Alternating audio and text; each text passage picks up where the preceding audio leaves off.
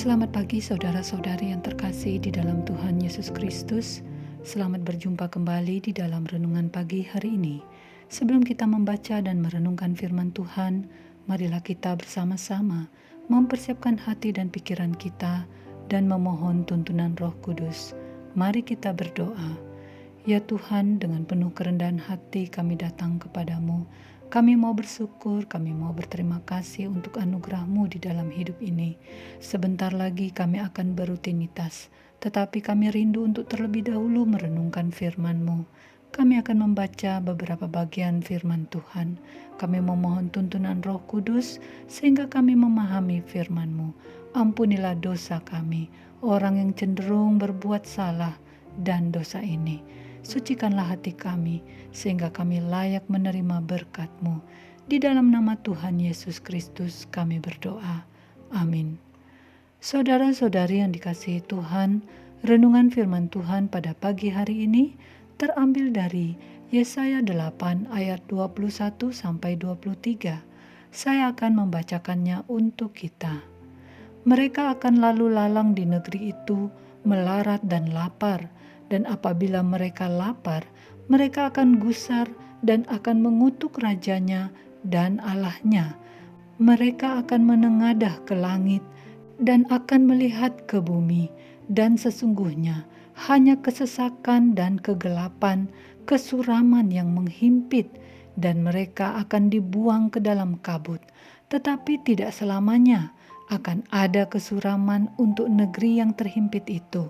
Kalau dahulu Tuhan merendahkan tanah Zebulon dan tanah Naftali, maka di kemudian hari Ia akan memuliakan jalan ke laut, daerah seberang sungai Yordan, wilayah bangsa-bangsa lain.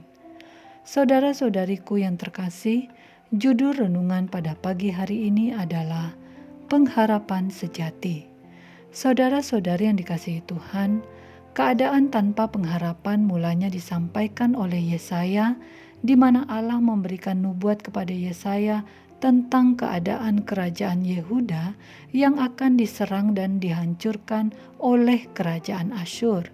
Mereka akan mengalami penderitaan yang hebat, negerinya akan diporak-porandakan, hidup melarat, kelaparan, dan harus mengembara tanpa tempat tinggal.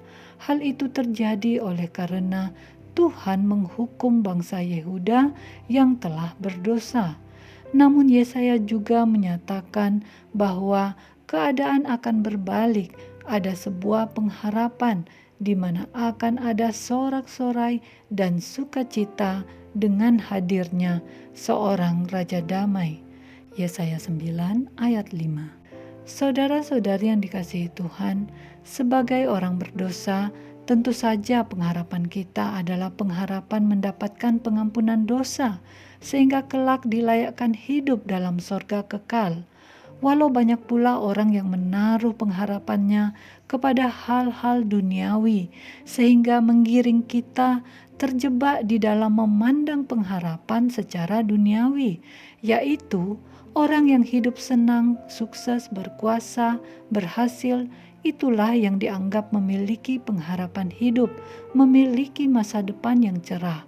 Sedangkan orang yang hidup susah, kita menilainya sebagai orang yang hidupnya tidak memiliki pengharapan. Tak heranlah bila banyak orang yang berlomba-lomba menghabiskan seluruh waktunya untuk mengejar kesuksesan. Kita melupakan bahwa sesungguhnya dunia hanya dapat memberi pengharapan sesaat saja. Ada batasnya.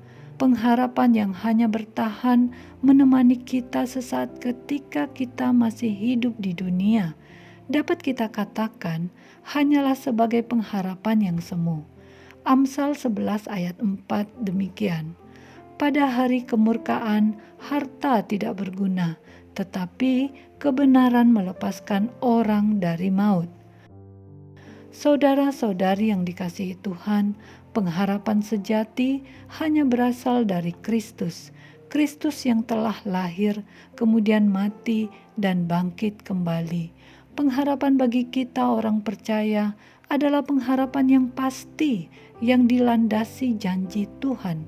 pengharapan yang dapat dimiliki setiap orang yang percaya kepada Yesus Kristus sebagai Tuhan dan Juru Selamat. Mari tetaplah beriman kepadanya dan sebarkanlah Injil, bagikanlah kepada mereka yang belum percaya. Yohanes 3 ayat 16.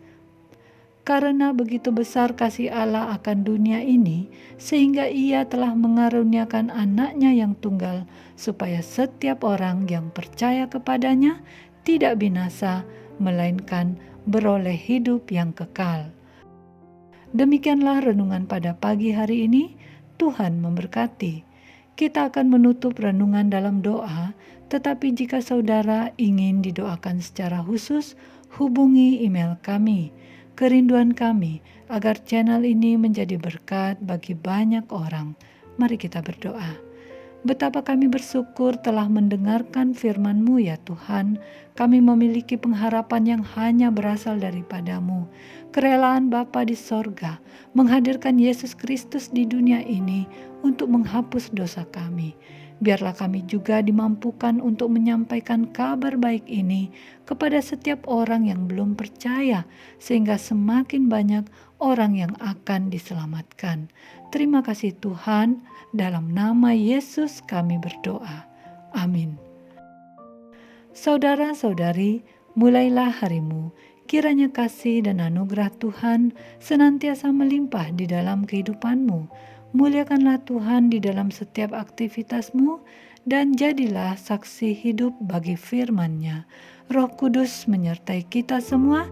Sampai berjumpa kembali di renungan berikutnya. Tuhan Yesus memberkati.